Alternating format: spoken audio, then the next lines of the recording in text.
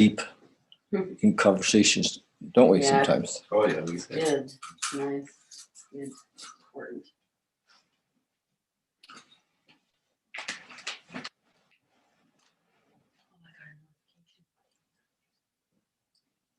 Oh, am I? Yeah. Good. Get tempted all the time. Hey, welcome to our. Try to manipulate it or tell people what I think they need to hear as another way of trying to control things. I'm just like, I can't get wrapped up in this. Praying for you. I hope everything's okay. If you need me, let me know. If you want to hear from me, let me know.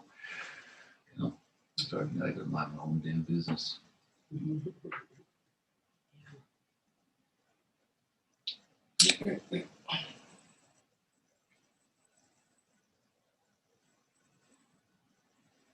my own business. It's difficult. Yes. Biting my tongue. You two know each other pretty well. We've been sitting in a circle together for. Well, just See each other. yeah. Well, we've been sitting in a circle for a long time, but For maybe about 6 months or so. all right. So are we on? I dropped my phone. You want me to check? Yes, it says we are. Hang on.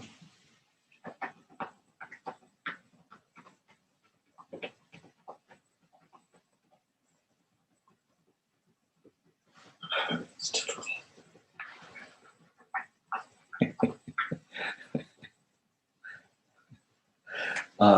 So we can do this. So we're on Facebook anyway. I don't know if we're going to make YouTube, and I see that JR is here with us. Hi, JR.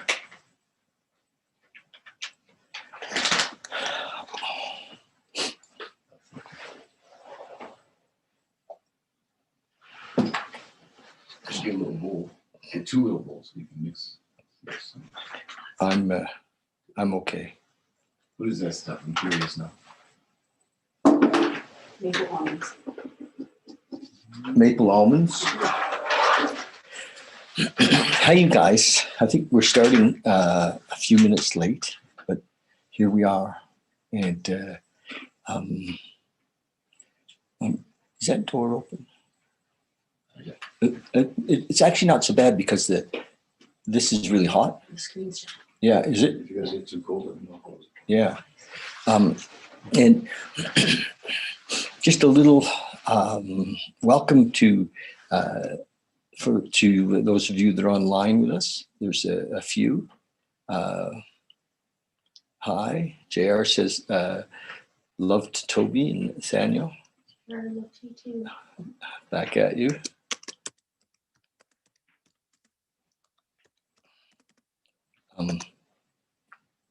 So here we are. Just a little bit of history. We started this kind of a meditation circle. I was looking online the other day, and it was early 2019. That I went back, so about a year and a half. That we started doing Monday meditations and meditation Mondays, and so here we are. We took a bit of a break over the summer, and I took a bit of a break because it was difficult. I found it really difficult to because people were kind of afraid to come out, and understandably, we heard a lot about the dangers of the COVID thing. Is it called COVID? So, and honestly, I've been paying attention, And and so I just said, okay, that's enough for now. Let's take a break. And so a couple of weeks ago, we enough people seem to want to be involved, and it's a small group that come on Monday evenings, and I haven't really promoted it very much, but anyway, there's a small group that comes in. It's great. So we're here, and the idea is that we're going to meditate, and we're going to talk about meditation and talk about a bit about the solution, and I guess from my experience, and I'm the old dog in the room. Am I the old dog? Yeah. Definitely in this Yeah. room. Yeah, I'm the old dog in the room, and I began my what we'll call spiritual search in my 20s, and even when I look back into my teens, I remember having stuff happen that I couldn't describe. I didn't have the language to know what we would call it, but I had out of body experiences, and things that I felt were things that weren't normal. I didn't know exactly what normal was, but there was something, and I always felt like there's something going on here, and somehow more than what they were telling me. Do you know what I mean? And well, I didn't realize at the time that yes, there was something going on, and they just didn't know. It wasn't that they weren't telling me. They didn't know. They didn't realize that there was an opportunity to be at peace, and that there was truly an opportunity to acknowledge and accept and appreciate and our oneness with each other and with this world, and so I started though after almost killing myself in with drugs and alcohol. I woke up at about 25 and thought, well, I didn't really begin a spiritual search. I really came to the spiritual search by necessity. But I was so far, and I look at it now, I was so far back in a way, so deep in my beliefs about the world and life, and that, it's, or I don't know, such a strong ego or something. It's taken me a long time to awaken to who I am, not who I am as per David, but who I am in the big picture, who we all are. So not who I am in a special way, who Nathaniel is, who Toby is. But we're convinced to a man and woman that we are who we think we are. And who we think we are is generally, we have a poor opinion of ourselves. And this little voice inside of us says, you're not very good looking. You're not very smart, right? You're too short. You're too tall. Whatever, right? And don't even try. That won't work. You can't succeed. So that little voice, where did that come from? Do you have that little voice in the family? He comes up from time to time. And the way I finally recognized it wasn't just that he came up. He was the context. It was the yes, he does come up like clearly sometimes, and says things like, who do you think you are, carrying a message of love, doing what this, this.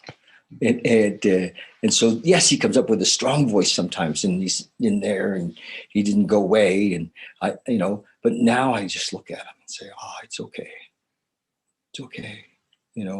But he has a lot of faces.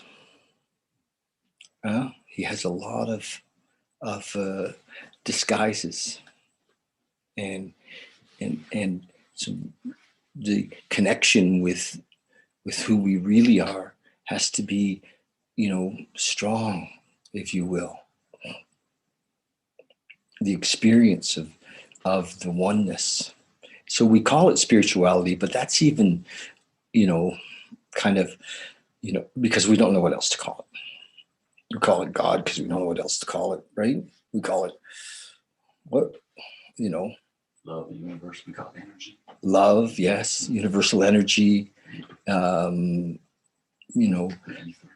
Father of light, the ethers, yes, and but everything is everything, and we're not separate from everything, and it's our separate idea that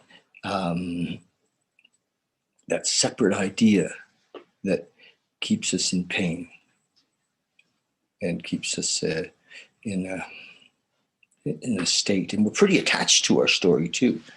Often,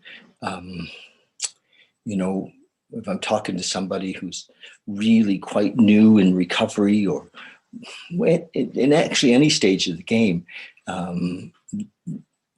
we've developed a victim story sometimes. Don't you tell me that I'm not, whatever it is,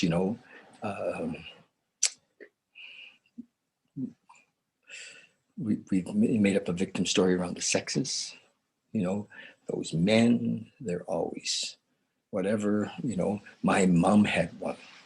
I guess I can't go wrong if I talk about my mom. I mean, I love my mom. I do still. I look at her now and I think, oh my gosh, she had no idea. But she was very angry with men. Very, and her dad and my dad. And when I think of, now when I look back on her anger, how disappointed she was, because, she, I don't know what her expectations were, but she was really angry, and she carried that. It was a bit of a badge. It was like, look at me, I'm, and her badge was one of not being treated right, or have been a victim, and very difficult to help her to let that go, so back in the day, this would have been the 60s and 70s, they gave her drugs. A lot of, she did, the early days of prescribing, and I mean, we're still doing it, aren't we? We give people anxiety drugs, and we give people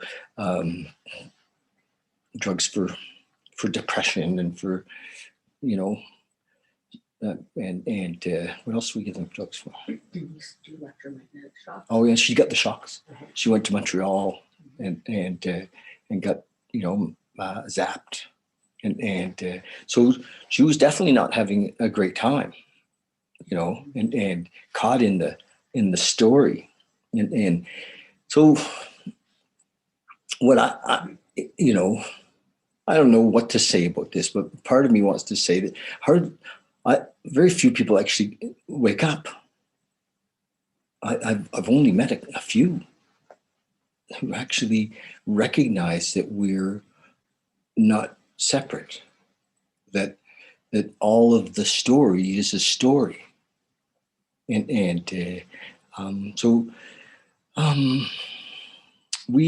one of the experiences that I got to do last year, that I think is probably one of the premier experiences for waking up to the story, is the Enlightenment Intensive.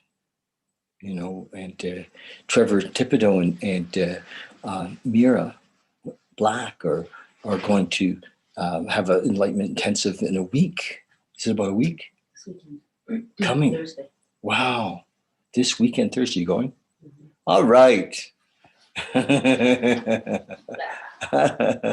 it's so real. It's like it really, really does it. You know, we're like, oh my gosh, because for days and days and days, we go into tell me who you are. I'll have a little bit of those now. And so tell me who you are. And whoa, so the mind has a story. Uh-huh. The mind has a story about who we are. And you can't believe it. You just, that's the deal. It's not who we are. And because of the story that the mind has about who we are, that was programmed into us by our moms and dads, God bless them. And we've conducted our life in this story, and you know, it has to be broken. And the beautiful thing that happens in the Enlightenment Intensive, which Toby's going to go take this weekend, it's so great, is that we have the possibility of actually shedding the story. It's like we have an experience. Many people have it. It's called Enlightenment Intensive for a reason, because it breaks it shatters the ego's concept of us. There's one more spot open.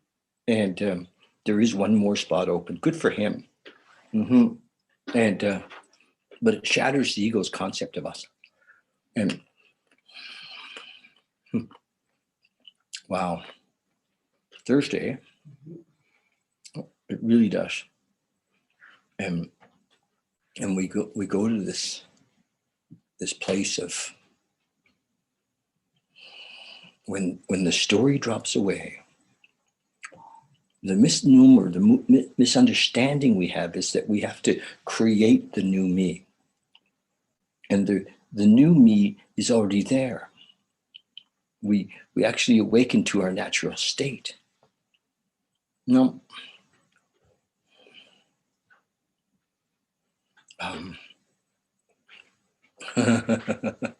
Nathaniel went for food. So we awaken to our natural state from this situation. And so why do we meditate then? You know, I was listening to Muji today, and he did a talk on meditation. I'll post it on here later. It was really good. He spoke about meditation, and certainly meditation can help us calm the mind a bit if we're aware that we're not our minds. And as we calm the mind, like with the Enlightenment Intensive, we can drop more into our natural state. Whoever can remember. Yes, well, we become, because the remembering's from the mind. Mm. And so we become. And this is why often people have these like shattering experiences, is because sometimes we pop into it and we have like a burning bush experience of it. And in the 12 steps, we talk about, instead of the burning bush experience, it's an educational variety. So it can happen through meditation, through doing the work, through helping others. We start to see ourselves and start to see that when we're working with like a newcomer and he's talking about all of these problems and all this stuff, and we look at him, we think, that's bullshit. Then we see our own bullshit because we've been living a lie. A bit hard to swallow, but it's often in the results. And you can see it in the results. Life is often, for many people, full of complaint, full of doing things, and this is something to look for, that take us out of the moment. What do we do? Work sometimes, right?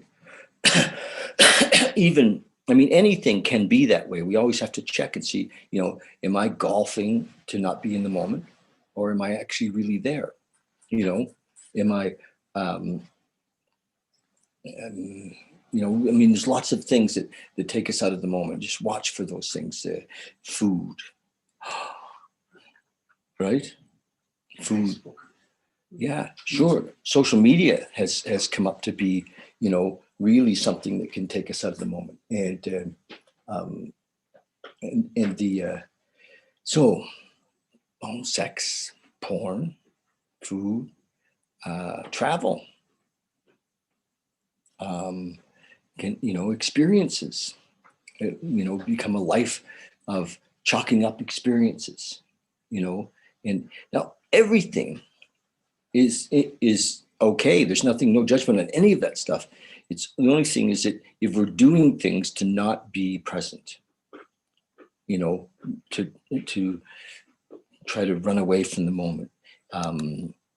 Some people will smoke a joint every day, and smoking dope can be that thing that takes us out of the moment. That takes us, and into an altered state instead of, being with what is. So meditation, and the trouble with meditation and the beauty of meditation is that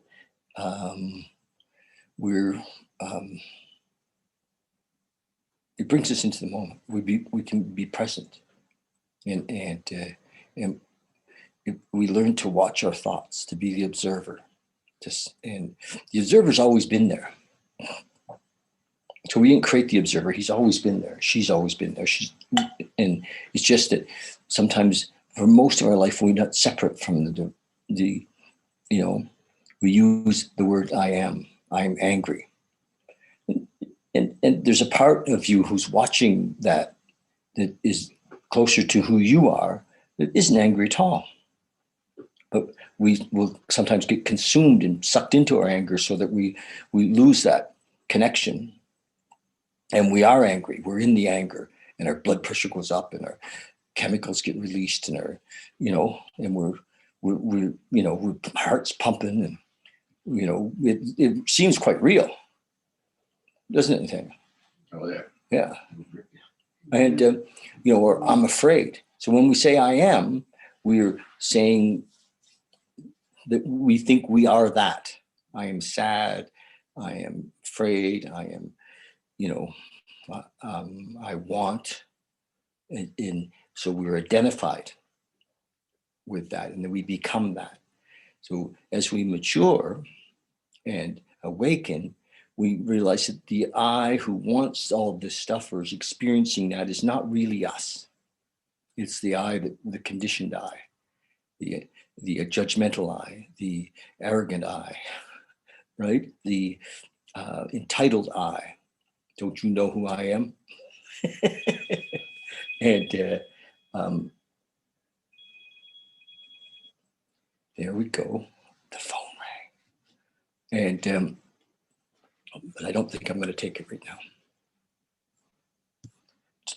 There we go.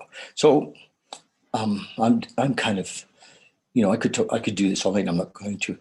Tell me, how are things going?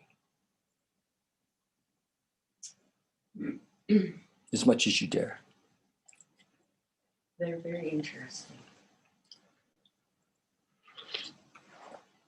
Very interesting. Do you relate to this, what I'm just speaking about, the separation between, what it is showing in our lives to what you do? You're about to get, you're about to kick this weekend. I almost backed up. I tried back Good for you. up. I know, and I kept pushing you back into. I was looking for a reason. Well, I wasn't looking for them coming at me. That's what it seemed. Yeah, it does seem that way, doesn't it? Yeah. So you had booked the weekend, you put a deposit down, you were going, and then life does that. Comes up with all kinds of, we get sick. We talked about that. how the first time I did it, I got physically ill because it really, the ego feels threatened. And guess who's running the show? The first time I went, I didn't know what it was about. So Yes. that was easier. Yeah. Nate, we should go. What was that? Enlightenment intensive? Mm-hmm. If I had the money, I'd go. Would you? Yeah. I think you'll take payments. You have the money. Yeah, it'd be all right. One spot left. Wow. So what do you have any, what's coming up for you about the weekend? You want to share any like fears, concerns, excitements?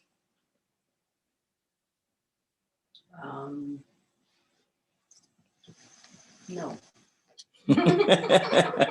Respectfully. Okay. I was going to put her on for this, but I'm not. I need a hand camera. Okay. Yeah. What do you think it would be like to live outside of the totally aware that you are not the situations, that no matter what's happening, that it's not you. Freedom, Yeah. space, Oh, yeah. space, Space. less way, Yes. less way. Mhm. Yeah. I mean, I know you have young children, or young, the teens, and sometimes that's, we identify with them. We want to protect them and all of that. And it's great to be free of that. It's like, oh, wow, they're not even mine. In a loving way, because we've been so conditioned to take responsibility. And then on the other side, I noticed myself doing this. My kids, I mean, they're adults, right? They're all like full-on adults, are doing well. And I find myself sometimes, I know it, but it's all ego, it's just, and it separates me from the moment. I'm caught up in that, so to have it happen and not engage is the trick, to watch it, say, oh, look at that. I'm feeling pride, wow, there's pride, and to be able to see that all of those and let them go. Disappointment, I'm just not in a, as we let them go, then we move into this new realm. How are things going for you, Nathaniel? It's been a little challenging. Lots of feelings coming up, lots of challenges to face in my life. You mind if I put you on? Yeah, sure, you can put me on there. This is Nathaniel. This is not the best setup that we have, but where is he? Are you in there? Yeah. How are things going? I'll talk about some of the challenges that I face If you'd like. in not getting wrapped up in my emotions and my thoughts. Last week we were here, I was talking about my new relationship with a girlfriend. That's been a challenge, not to let myself get wrapped up in my emotions and to react just out of like emotional places or my initial thought. Normally it's something that I should just pause and just wait. And so I've been doing that a lot, just pausing and not reacting so quickly and giving it, just waiting, giving it time to marinate. And a lot of times after reflecting on it and thinking about it and observing it, I realize I don't need to say anything anyways. So I've been a lot less reactive. Haven't been as angry as much as I would have been in previous relationships. Yeah. So that's been a good thing, a blessing. And there's all the other things in life that I face, all the challenges I face with employment or lack thereof. My desire to control that stuff. So I kind of have to surrender to the universe, man. Surrender to God's will for my life, and just understand that those things will come together how they're supposed to. Right? Mhm. But it's challenging for me because I don't even want to do the job that I used to have. I don't like my job. Mhm. Right? So I think about it. I'm just like, I don't want to go back to that job. I sure hope the universe has something better out there for me. I feel called to do something different these days. And so I'm just kind of trying to go on with life and let life unfold the way that it's going to unfold. You know, follow my intuition. So I feel like an intuition that I never really felt before. And it seems to me that there are a couple of things right in front of me that keep showing themselves that need to be done. They keep presenting themselves to me. So I just want to do those things that are in front of me that it feels like I need to do to get them done. And then intuitively, I just feel drawn to do that. And I feel like something on the other side of that is waiting to come. Right. So maybe my work's not working out because I just have to get this thing done first. You know, that one thing is pressing in front of me. I don't know. I'm just trying to follow my intuition and stay focused on what I feel called to do, what I feel I need to do, and to just let other people live their lives. So I think about that motto: live and let live. Right. That's huge for me because when I try to impose my will on somebody else's life, it usually doesn't work. People do what they're going to do, and I wind up getting upset and frustrated, you know, because they're not doing what I want them to do. So I've definitely recognized that thought pattern, that behavior. I'm just standing back from that one. Mhm. Try not to manipulate anybody. You know, try to get them to do what I want them to do. Mhm. I think it's giving me more energy to focus on myself and to stay centered. Mhm. You find yourself being more present. Absolutely do, yeah. I feel a lot more mindful, present in my body, Mhm. more comfortable with myself, Mhm. and I just find that I'm not causing as much havoc in my life, you know, because I'm just taking responsibility for my own negative thoughts, Mhm. you know, my own false beliefs, Mhm. false patterns of behavior. And not making them wrong. Well, that's part of it too. Is just to accept it and know that that's what I've done, you know. And I know if I, you know, it can be destructive if I do that. It can harm other people. Mhm. But it exists in me, right? Like inside of myself, I just have these thought patterns. I've always had these thought patterns that are influenced by all the shit that I've been through in my life, Mhm. traumatic things and whatever it is, you know, relationships not going well, and abuses, and just shit that I've been through in my life. Mhm. It always causes me to, my train of thought normally goes to a catastrophic fucking point. Uh-huh. You know, so any type of event Catastrophizing I things. can catastrophize it. You know. Yep.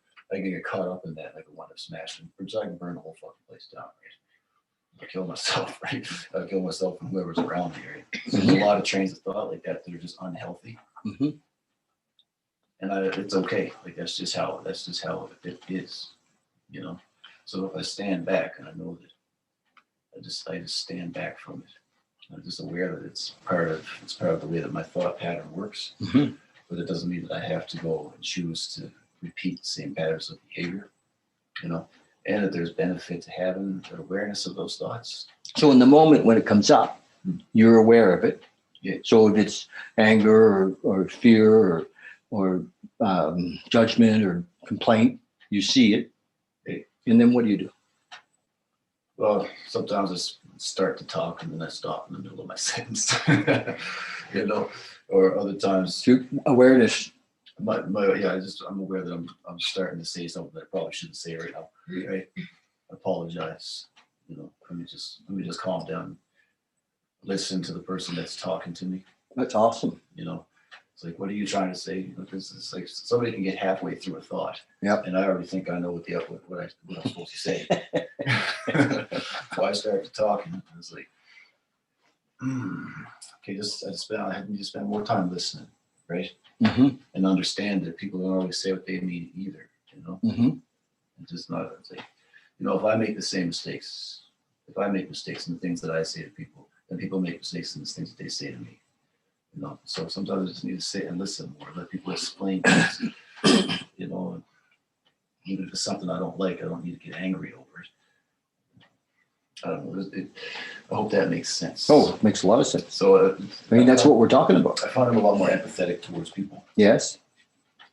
which I've heard is one of the benefits of meditation and this kind of awareness that we're talking about. Yes. So I can be more empathetic. I can understand where people are coming from because I've been there and I do the same thing. So if you can see yourself, then it's easier to see them. Yeah, absolutely. Okay. Yeah, Without judgment. Without judgment on that. Yeah. Yeah.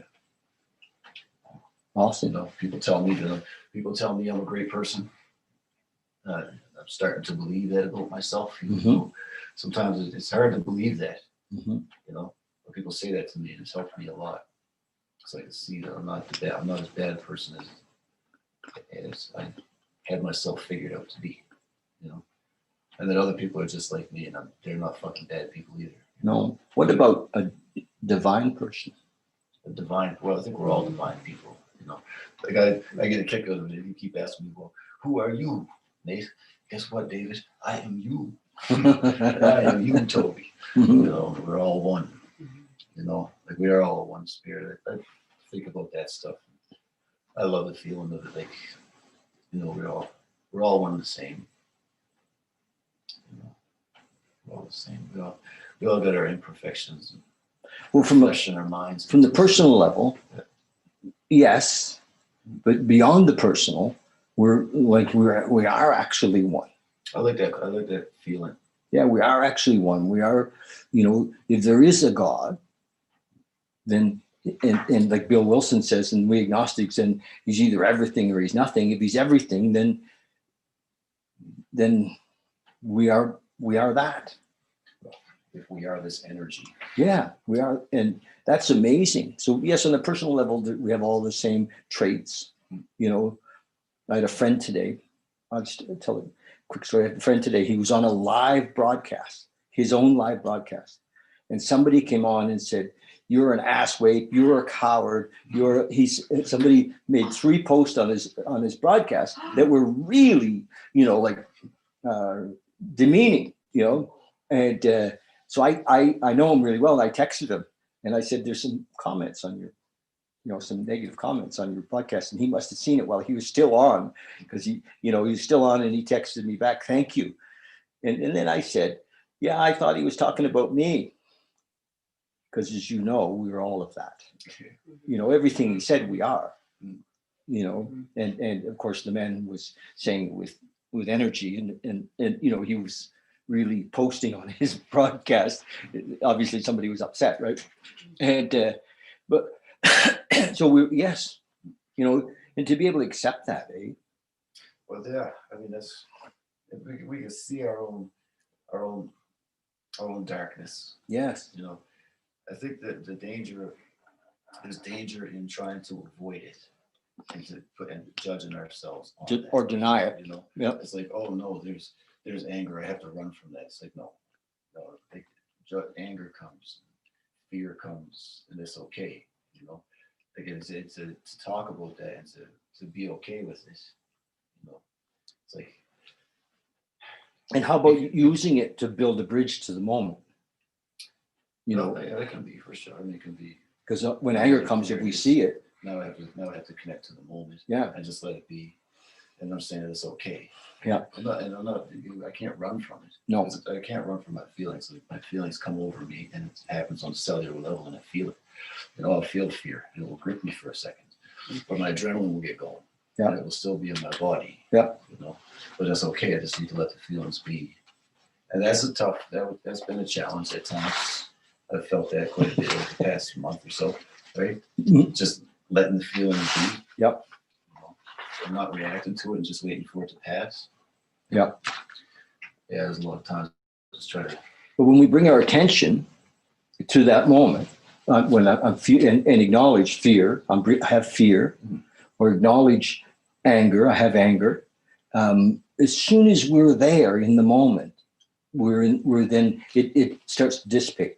Like it just starts to melt, because unless we get engaged or attached to whatever it was. You know, that bastard cut me off, you know. I'm going to escalate the situation. Yes. And you know, and if we're conscious of it, but we're still getting out of our car to beat the shit out of them. Yeah. You know, then Keep going. then maybe the fear or the anger's really got us, you know, and we're locked and loaded. Hey, and you know that anger can last for years and years and years. We hold on to something. Oh shit, yeah. And the anger, like, And isn't that the beauty of can the really kill you. of the steps? You know, 4 and 5. You know, after we've turned our will and our life over to this God to be of service, and in the 12 steps, the 4 is that we get to look at those angers and let them go. And you know, that bully at school, or you know, older brother that Or anger towards anything. did shit. I remember my older brother Cousins, uncles, and all those people. used to push my face into the cereal bowl. The stupid system that we live in. I think I'm Oh. still mad. This damn world. Yeah. It's a shit show. It's the worst thing. Imagine that. Hey, that's one thing that I like the most about doing that stuff, is looking at my frustrations towards the whole world. Yeah. You know, thinking that the world was just messed up. Yeah. And then realizing that I have to let that anger go, because it's gonna destroy me, or it is destroying me. Mm-hmm. And so laying that to rest, and then looking at the world from a different perspective, you know, and thinking, well, if God is everything, and this whole world is God, and everything is perfect, you know, and you know, I started thinking about the yin yang symbol and the how this holistic thing, and it's like the badness in the world, you know, it needs to be there so that we can see the good. So it's complementary of the good things. So they're the same. They're the same thing, you know. And even like everything's perfect is perfectly in balance. So the things that I think are wrong, which another person thinks are right, go figure, you know.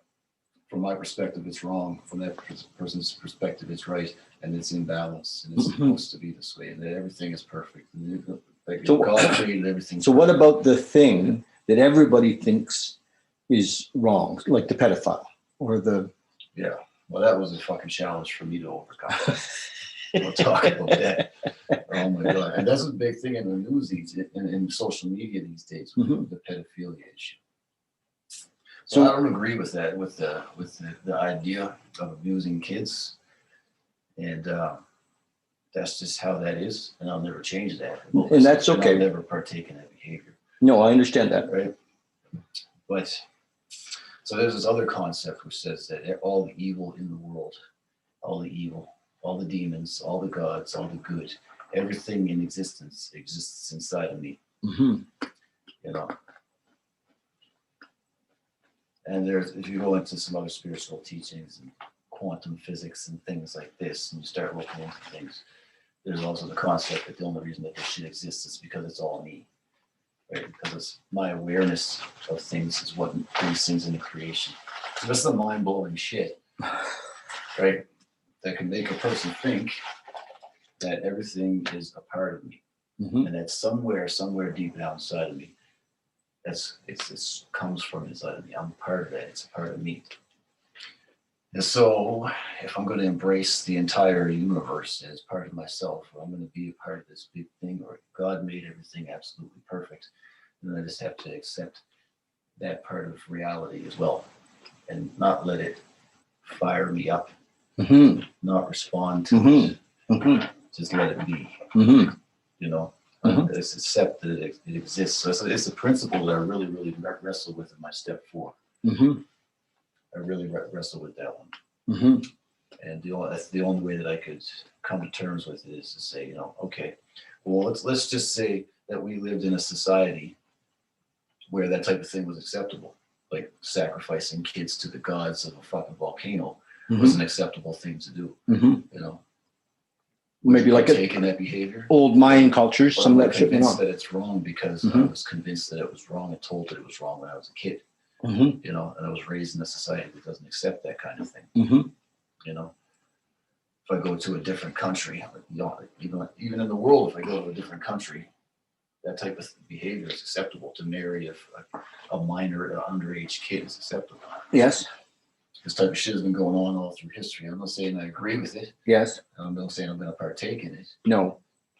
but it exists. Yes. And if I fight it, if I get angry about it, and I put my judgment on it, and I fight with that, then my anger will destroy me. Yes. So I have really forced to Just- let go of it and surrender to Yeah. the fact that that's just the way that the world is, and I can't do anything about it. So if we can get it there in that extreme example, then surely we can get it in our own house. If somebody's not doing the dishes, you know what I mean? If we can find peace with that extreme example, that okay, this is not my cup of tea, but I'm not going to. You won't catch me stoning those guys. Yeah. I'm not throwing stones, and I was faced with that challenge too, with a guy who did step 5 with me one time. mhm, And I came up in step 5, and I had to sit there with the gentleman.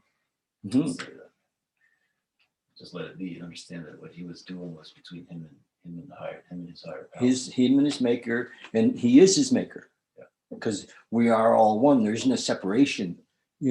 He actually carries it in his psyche and creates his universe, and you can see it in possibly in that man's inability to actually not judge himself. Okay, self-loathing and hatred. Yeah, and so you can see it, and so, but we don't want to support self-loathing and hatred. No. So for us to be in a place of compassion and love, no matter what people are doing.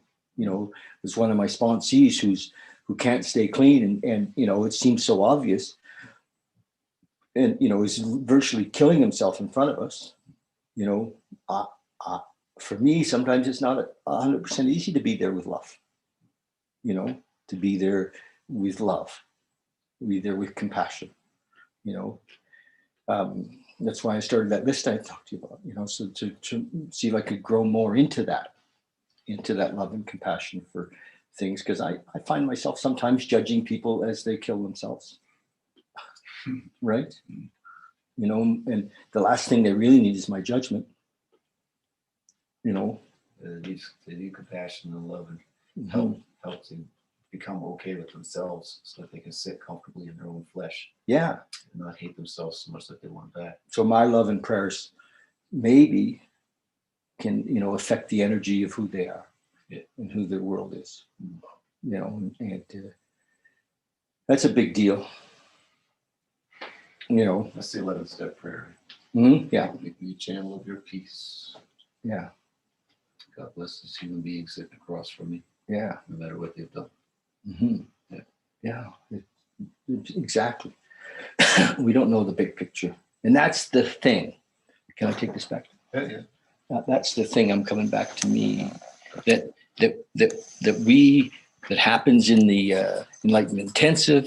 That can happen through meditation. The thing is, we see ourselves and we see our judgments. Whenever I'm stressed, whenever I find something in the world out of place or unacceptable to me, I'm in a way saying, I know better than God. I know better than the moment. And so I become upset. And so most of that for me happens inside about me. Because there's still the old voices that want to judge me judging me, and so I've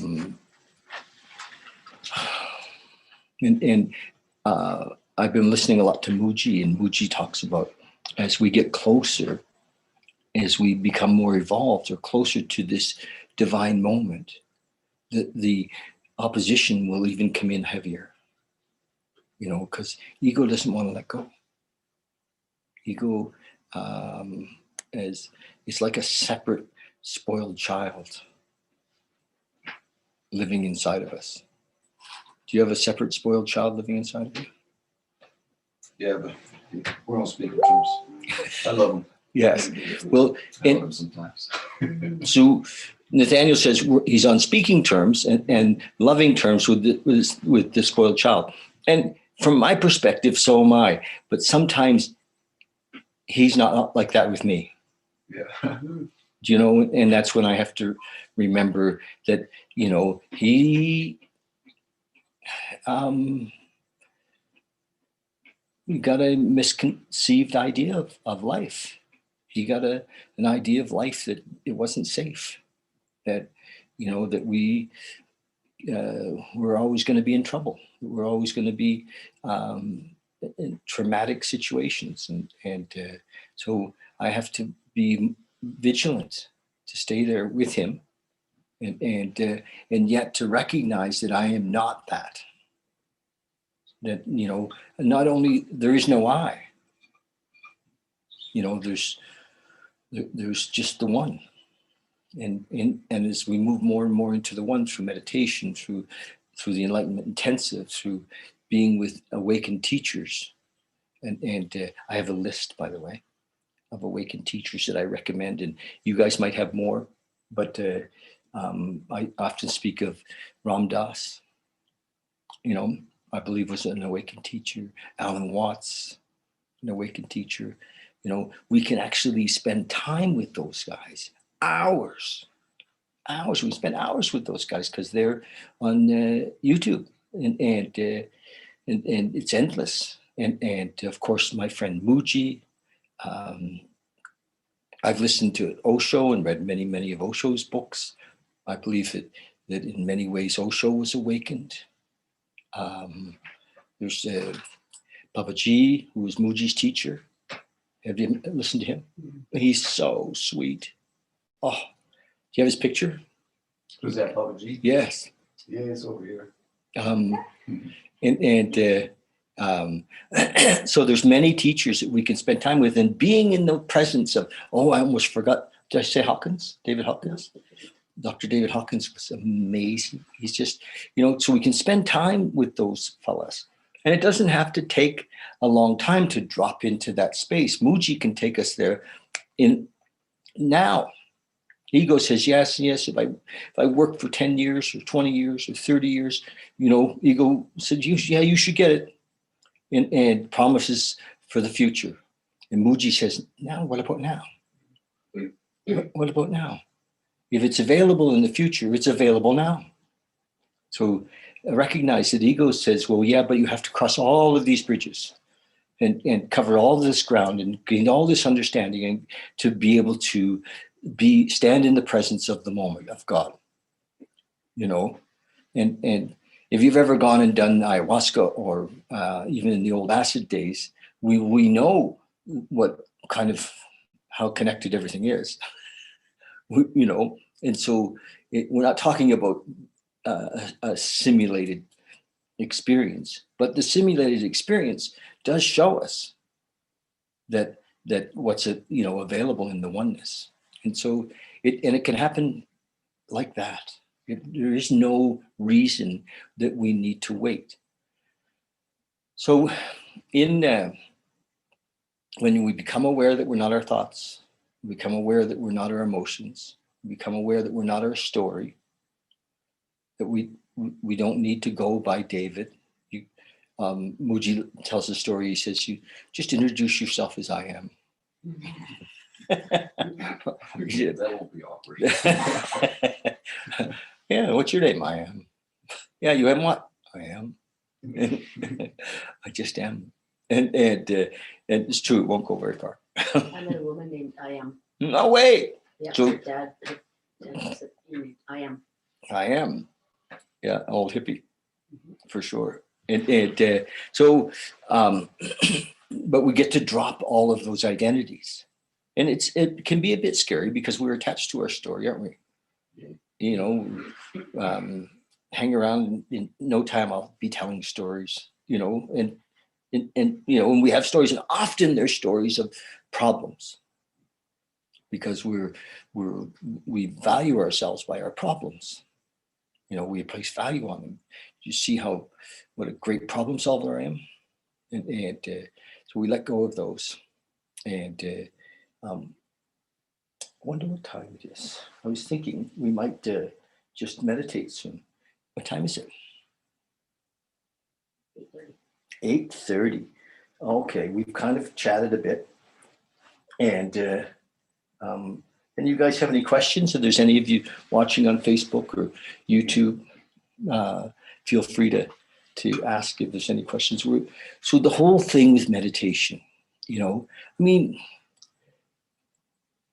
I mean, some of you have had teachers and who encourage meditation. And what happens with meditation? There isn't some mysterious, magical thing. It's that we sit and we sit quietly and watch. Just be the watcher. Just be here. And when the mind wants to run off to think about work or the future in any way, shape, or form, or the past, or just bring it back gently. Just say, "Oh, there you go."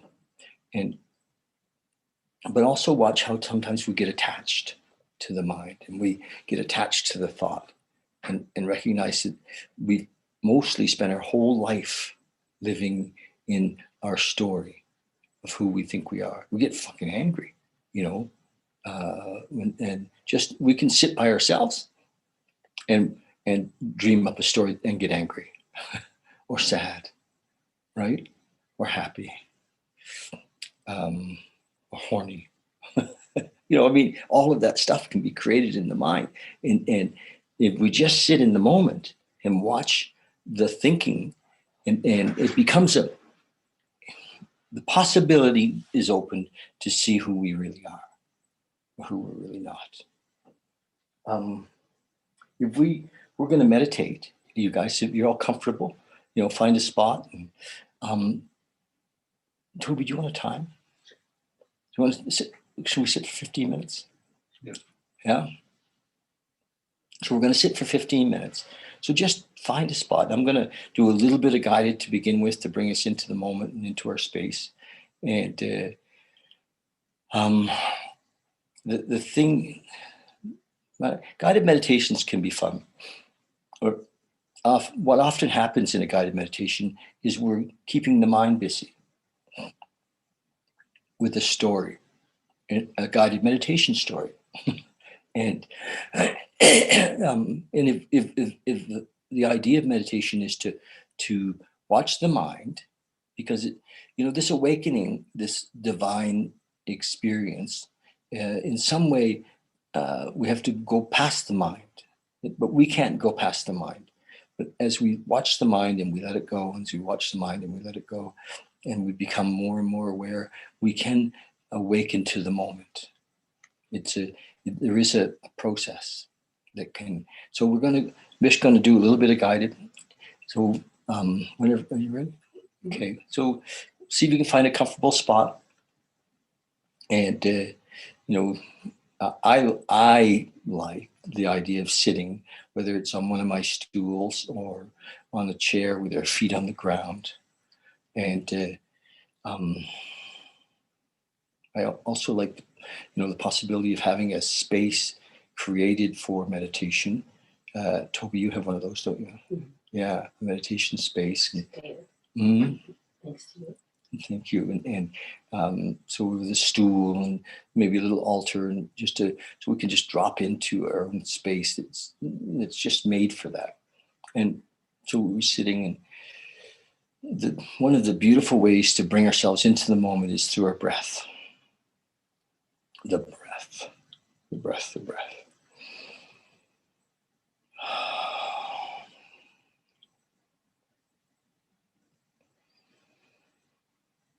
As we breathe in and breathe out, just be here in the breath. Feel the breath in your chest, in our lungs.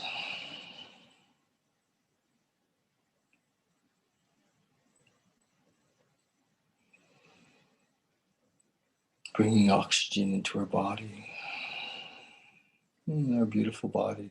Remember, the body is not us either. We're not our thoughts. We're not our emotions. We're also not our body. It's a beautiful vehicle that we've been blessed with for our time on earth. We don't get to keep it. We just get to use it, enjoy it.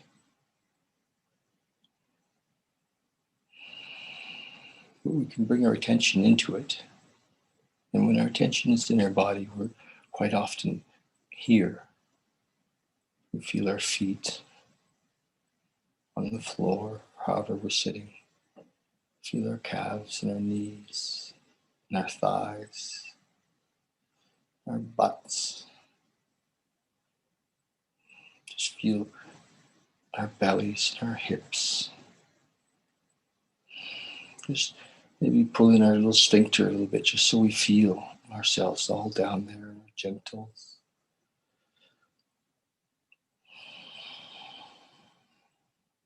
Breathe into our belly.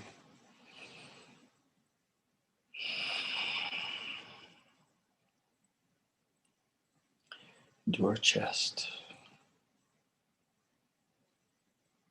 Into our shoulders. Feel our shoulders. Totally in our body now. Totally here. Maybe bring our attention and our energy into our neck. As we relax our shoulders and our arms, and our elbows and our hands. The energy flows down into our arms and hands. Just feel our necks, the back of our head as the energy rolls up the back of our head. Sometimes you may get colors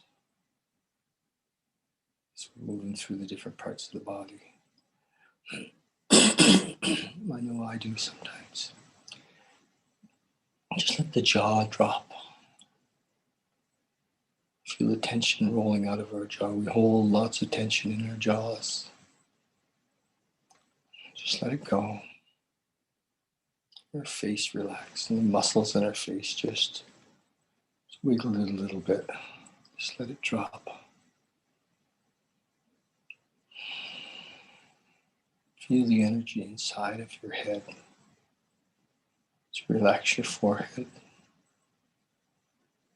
So the energy just seems to flow up the spine, up the neck,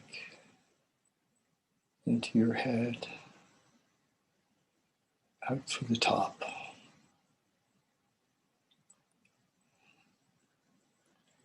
And that energy just takes in the whole room. Wherever you're sitting, just feel yourself expanding. Take in the space that you're sitting in. Expanding with your breath, with the energy flowing out of the top of your head. Encompassing all around you, your whole room, mixing with the others that are in the room.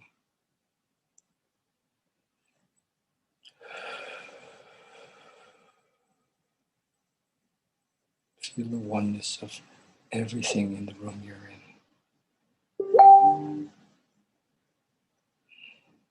Be here now. Now as we sit for a few minutes quietly, expanded, allowing whatever sounds that are happening to be part of the experience. If thoughts come up, just let them go. Just watch them. They're not you. They're on their own. Keep breathing, expanded, free.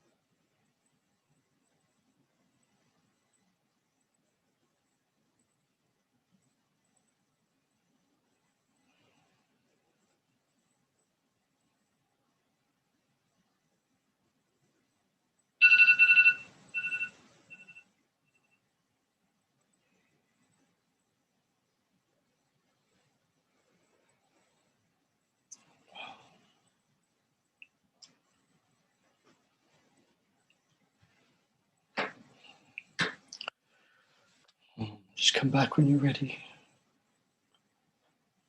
How's it? 15 minutes flies, doesn't it? That was fast. Wow. Wow. Um,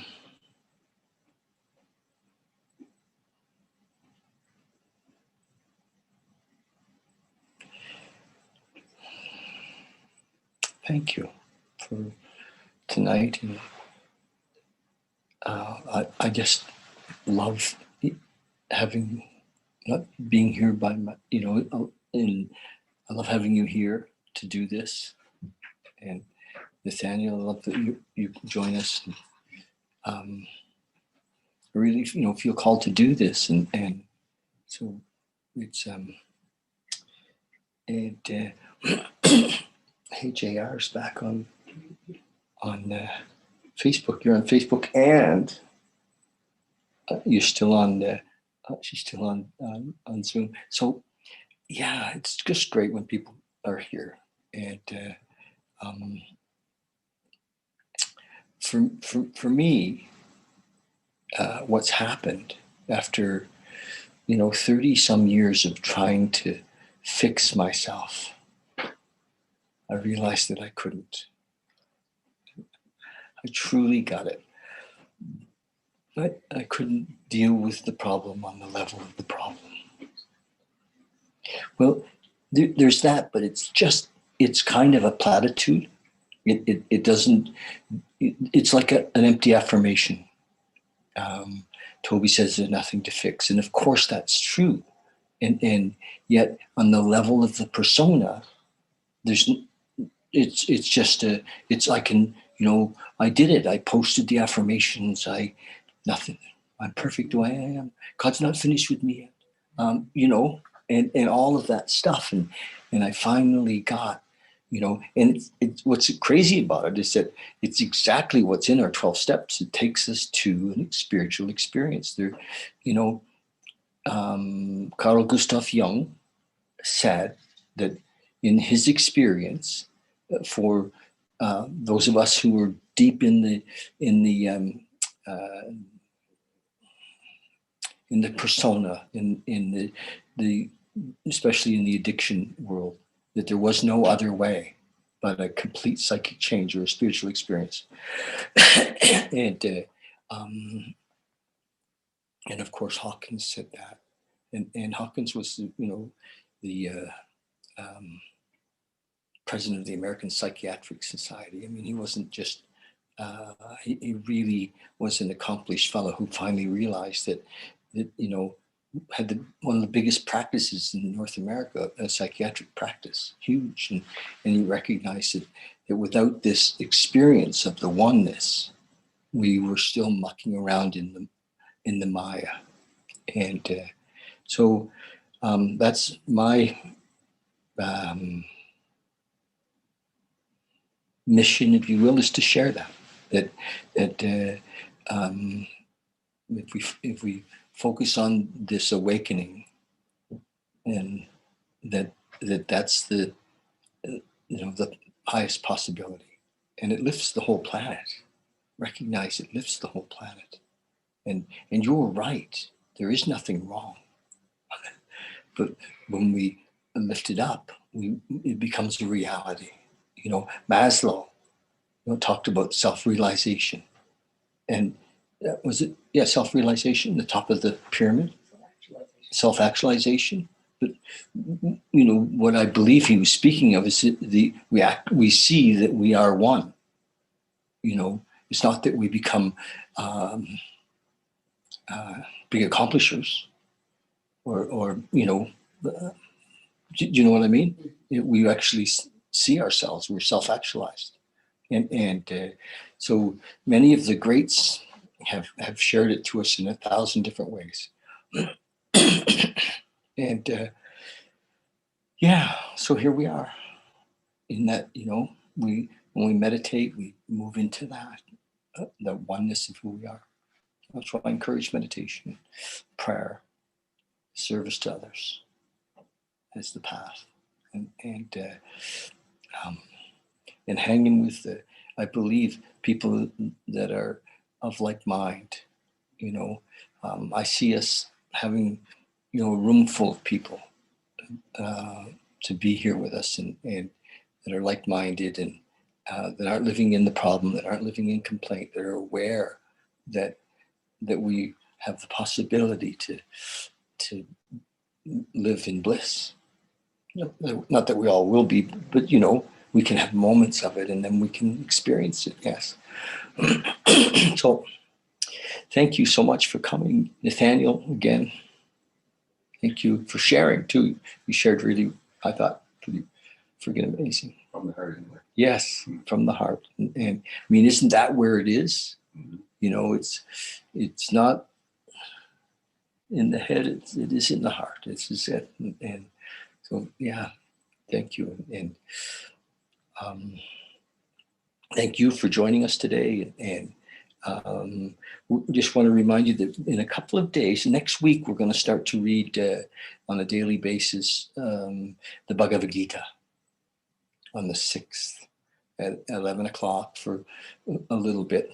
So the Bhagavad Gita is this amazing text, kind of the centerpiece of in the Hindu philosophy. But I'm not a Hindu. I just recognize that the Bhagavad Gita is very high vibration. It's a conversation between Krishna and Arjuna, and this book that I'm going to read from is the translation by Stephen Mitchell. Get a copy. I wish I had it here beside me, but I don't. But get a copy and join us for that reading. And that's it. Every morning, my goal is to do a little reading every morning at about 9 o'clock. I don't always get there, but it does happen before noon every day. And that's it. Love you guys. And next week, we'll be here next Monday when we'll be on Zoom. And I'd love it if you join us on Zoom, you know. And I see I've got my phone is here, and it just shows a list of people who are on Facebook. Thanks very much for being there with us, you guys. And love you lots, tons and tons. And see you soon. If you have anything you ever want to chat about, give me a call. You know, I won't have the answer, but I might be able to point you into where to find it and help out with that. Thanks very much. Bye.